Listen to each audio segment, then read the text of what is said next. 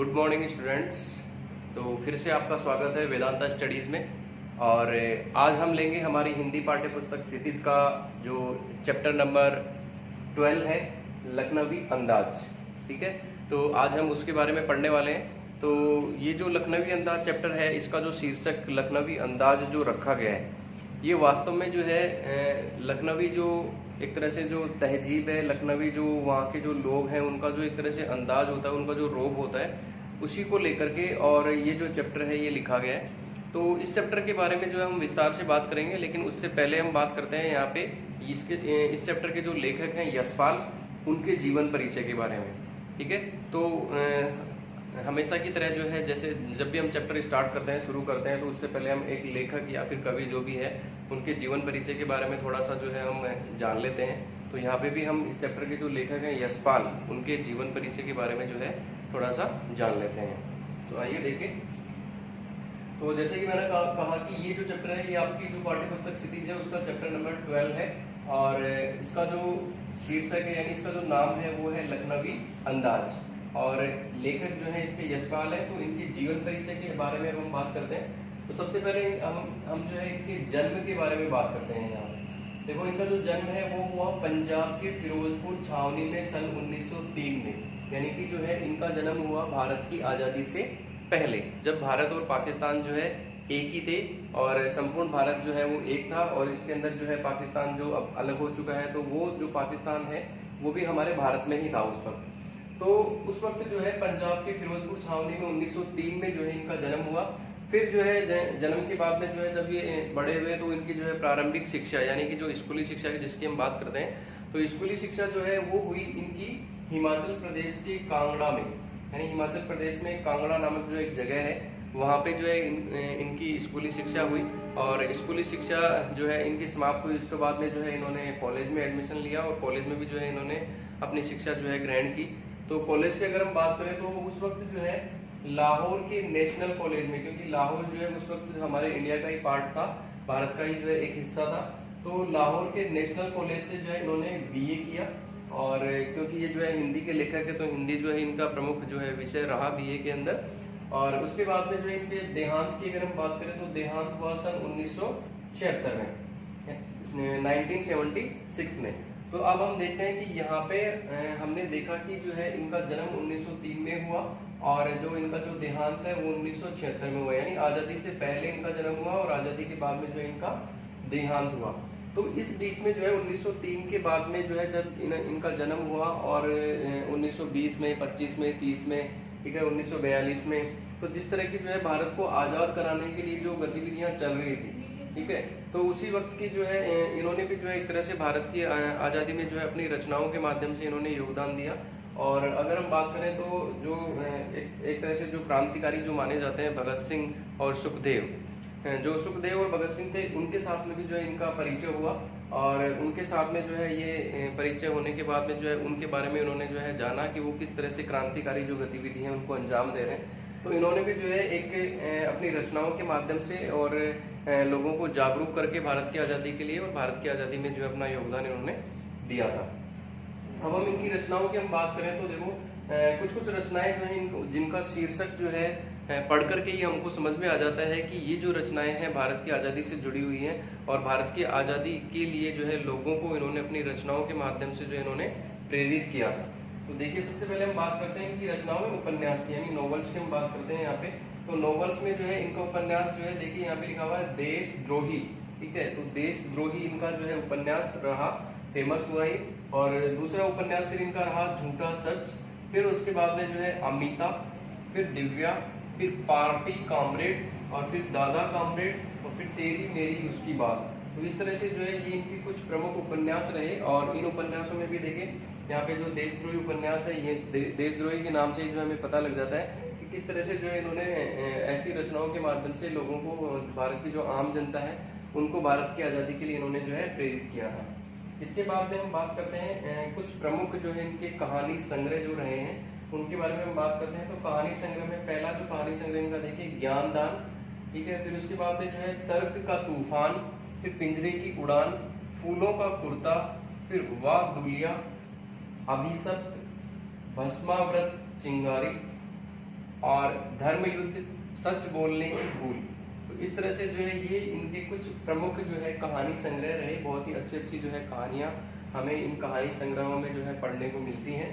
अब हम बात करते हैं कि इनकी साहित्यिक विशेषताएं, यानी कि हर जो लेखक है, जो कवि है, उसकी कुछ साहित्यिक विशेषताएं होती हैं कि वो किस तरह की जो है अपनी कुछ स्पेशल जो है कुछ खास जो विशेषताएं होती हैं उनको लेकर के और अपनी रचनाओं को लिखता है। और उन्हीं साहित्यिक विशेषताओं के माध्यम से जो है लेखक जो है समाज के अंदर प्रचलित होता है। उनकी रचनाएं जो है समाज में प्रचलित होती हैं, लोगों के मन को जो है छू जाती हैं और लोग जो है उनकी रचनाओं को पढ़ने के लिए उत्सुक रहते हैं। तो यहाँ पे भी जो है जो उपन्यास और जो कहानी संग्रह वगैरह जो इन्होंने लिखे हैं, ठीक है, इनकी भी जो है कुछ साहित्यिक विशेषताएं रही हैं। तो आइए हम देखते हैं यशपाल की जो साहित्यिक विशेषताएं रही हैं उनमें से कुछ प्रमुख साहित्यिक विशेषताओं को मैंने यहाँ पे लिया है। जैसे पहली जो है इनकी प्रमुख साहित्यिक विशेषता थी कि मार्क्सवादी विचारधारा से जो है बहुत प्रभावित थे।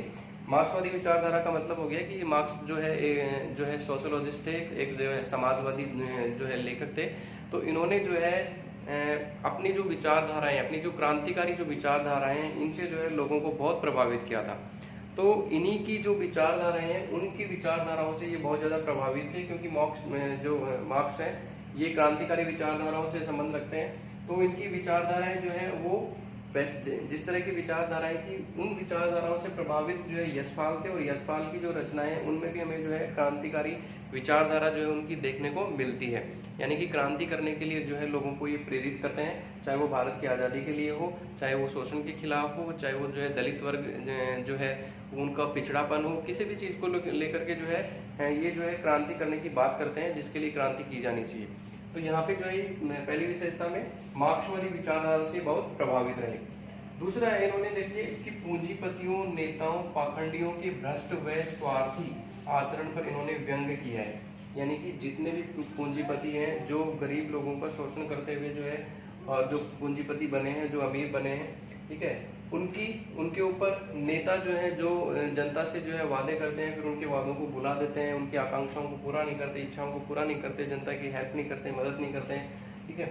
फिर है पाखंडियों के भ्रष्ट आचरण, यानी कि ऐसे व्यक्ति जो हमें समाज के बहुत सारे जो क्षेत्र हैं उन सभी क्षेत्रों में हमें देखने को मिलते हैं कि जो झूठा दिखावा करते हैं, भ्रष्ट होते हैं, ठीक है, स्वार्थी होते हैं, केवल अपने बारे में सोचते हैं। तो ऐसे लोगों का जो आचरण है, उस आचरण पर भी जो है उन्होंने व्यंग किया है। तो इस तरह से जो है पूंजीपतियों, नेताओं और जो झूठा दिखावा करने वाले जो भ्रष्ट और स्वार्थी जो लोग हैं, उनके आचरण पर, उनके व्यवहार पर, ठीक है, उसके ऊपर उन्होंने जो है व्यंग किया, एक तरह से ताना मारा अपनी रचनाओं के माध्यम से। और एक तरह से जो समाज के लोग हैं उनको इनके खिलाफ जो है जागरूक करने के लिए इन्होंने अपनी रचनाओं को लिखा है। तो इस तरह से जो है दो इनकी प्रमुख जो है साहित्यिक विशेषताएं हमें देखने को मिलती हैं। अब हम बात करते हैं इनकी भाषा शैली के बारे में। तो भाषा शैली में देखिए यहाँ पे पहले जो है मैंने भाषा शैली में लिखा हुआ है कि प्रसंगों के अनुरूप इन्होंने भाषा का प्रयोग किया है। यानी कि इनकी जो रचनाएं हैं, उस रचना में जिस तरह की घटना होती है, उस घटना को लेकर के, और जब ये लिखते हैं तो उस घटना के अनुरूप जो है इन्होंने अपनी भाषा शैली का, अपने शब्दों का चयन करके, और एक तरह से जो पाठक वर्ग है उसके मन को इन्होंने जो है छूने का प्रयास यहाँ पे किया है, ताकि जो है लोगों के मन को वो रचना जो है अच्छी लगे और लोग जो है उसको पढ़ने के लिए उत्सुक हो, एक इंटरेस्ट जो है उनके अंदर डेवलप हो। उसके लिए जो इन्होंने प्रयास किया है कि जो प्रसंग है, जैसी जो घटना है, उसके अनुरूप ही जो है वो भाषा का प्रयोग करें, शब्दों का प्रयोग करें। फिर यहाँ पे जो है मैंने लिया है कि तत्सम तद्भव शब्दों के साथ उर्दू व अंग्रेजी के शब्दों का भी प्रयोग इन्होंने किया है। यानी कि हिंदी में ही जो है इन्होंने कुछ संस्कृत के, कुछ जो है क्षेत्रीय भाषाओं के शब्द जो है, फिर कुछ उर्दू के और कुछ जो है अंग्रेजी के जो है डायरेक्टली जो उनको उन्होंने ट्रांसलेट नहीं किया। जैसा अंग्रेजी में बोला जाता है, इंग्लिश में जैसा बोला जाता है, एज इट इज वैसा का वैसा ही जो है इन्होंने उन शब्दों का प्रयोग जो है यहाँ पे अपनी हिंदी की रचनाओं में किया है। तो इस तरह से जो है हम देखते हैं कि तत्सम तद्भव शब्द, उर्दू शब्द और अंग्रेजी के शब्दों के इस्तेमाल से, उनके प्रयोग से भी जो है एक जो रचना होती है, जो कहानी होती है वो, या उपन्यास होता है, वो जो है एक बहुत इंटरेस्ट जो है, एक रोचक जो है रचना वो बन जाती है। क्योंकि वहाँ पे जो है अगर हम उन शब्दों का केवल बिल्कुल जो है प्योर हिंदी के अंदर, शुद्ध हिंदी के अंदर हम प्रयोग करते हैं तो कहीं ना कहीं वो थोड़ा फीका लगता है। तो इसीलिए जो है उन्होंने उन शब्दों का प्रयोग एज इट इज वहाँ पे प्रयोग किया है कि ताकि वो रचना जो है उसके अंदर एक रोचकता बनी रहे, एक जो है इंटरेस्ट जो है लोगों का उसके अंदर बना रहे और लोगों के मन को छुए और वो पढ़ने के लिए जो है उत्सुक हो उस रचना को। तो इस तरह से जो है इन्होंने अपनी भाषा शैली में एक विशेषता लाने की जो है इन्होंने विशेषता लाने का एक जो है प्रयोग जो है इन्होंने किया है। तो इस तरह से हमने देखा कि यहाँ पे जो यशपाल है उनके जीवन परिचय के बारे में हमने जाना यहाँ पे, और उसके बाद में जो है जो लेखक ने जो ये रचना लिखी है लखनवी अंदाज, इसके बारे में जो है थोड़ा सा मैं आपको इंट्रोडक्शन दे देता हूँ, थोड़ा सा परिचय में दे देता हूँ कि ये जो लखनवी अंदाज है इसका शीर्षक जो है, ये जो घटना है बिल्कुल इसी को लेकर के इन्होंने जो है ये लखनवी अंदाज शीर्षक जो इन्होंने रखा है। कैसे देखिए यहाँ पे लखनवी, क्योंकि लखनवी अंदाज इस चैप्टर का नाम है, शीर्षक है, तो लखनवी अंदाज से हमें पता चल रहा है कि ये जो घटना है ये कहीं ना कहीं किसी लखनऊ के जो पर्सन है, लखनऊ के जो व्यक्ति हैं उनके इर्द गिर्द कहीं ना कहीं घूमती है, या फिर कहीं ना कहीं जो लखनऊ के जो एक व्यक्ति हैं उनका इसके बारे में जिक्र जो है वो कहीं ना कहीं किया गया होगा। तो बिल्कुल सही है कि जैसा शीर्षक है उसी से हम अंदाज लगा लेते हैं कि लखनऊ के जो है एक नवाब साहब होते हैं, और उन नवाब साहब के बारे में जो है इन्होंने उनका जो एक लखनवी अंदाज है, एक जो एक तरह से मतलब होता है कि बहुत सारे लोग होते हैं जिनके पास में अगर बहुत सारी धन दौलत है, बहुत सारी जो है सुख सुविधाएं हैं, तो वो उसी के अनुसार जो है अपना एक तरह से दिखावा जो है वो उसी के अनुसार करते हैं।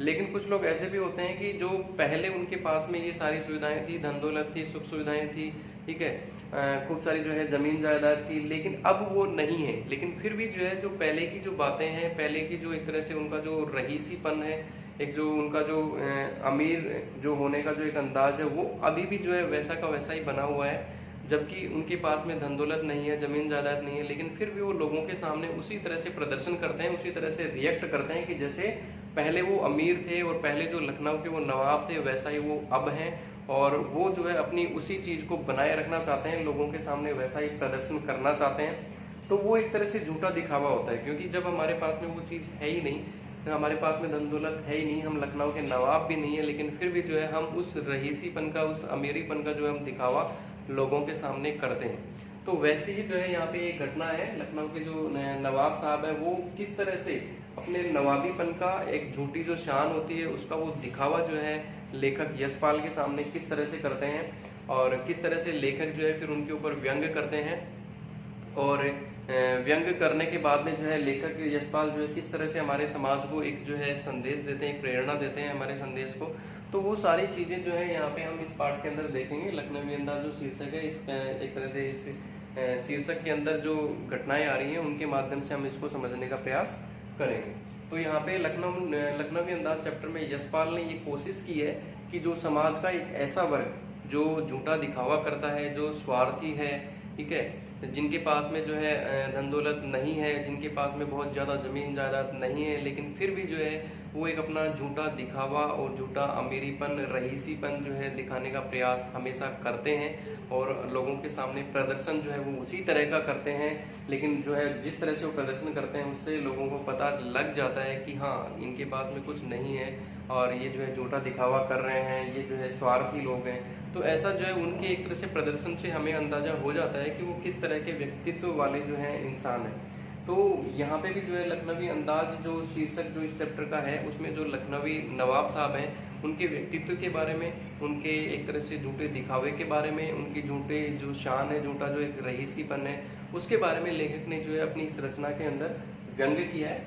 तो वो हम पढ़ेंगे, मेरा जो नेक्स्ट जो वीडियो होगा उसके अंदर हम वहाँ पे लखनवी अंदाज जो पार्ट है उसके बारे में हम पढ़ेंगे। आप चाहें तो जो है इसको थोड़ा सा पहले आप पढ़ सकते हैं, ताकि जब मैं आपको नेक्स्ट वीडियो के अंदर जब मैं इसको पढ़ाऊँ तो आपको जो है बहुत ही अच्छे से जो है इसको ये समझ में आ सकता है। तो आप जो है ध्यान रखेंगे कि जो है इस तरह से यहाँ पे एक जो क्वेश्चन यहाँ पे अगर CBSE के अकॉर्डिंग जो बनने वाला हो सकता है वो ये हो सकता है कि जो यशपाल ने जो है वो लखनवी अंदाज इस पार्ट का जो शीर्षक है वो क्यों रखा है, या इसके माध्यम से वो क्या कहना चाहते हैं। तो एक ही महत्वपूर्ण प्रश्न बनता है यहाँ से।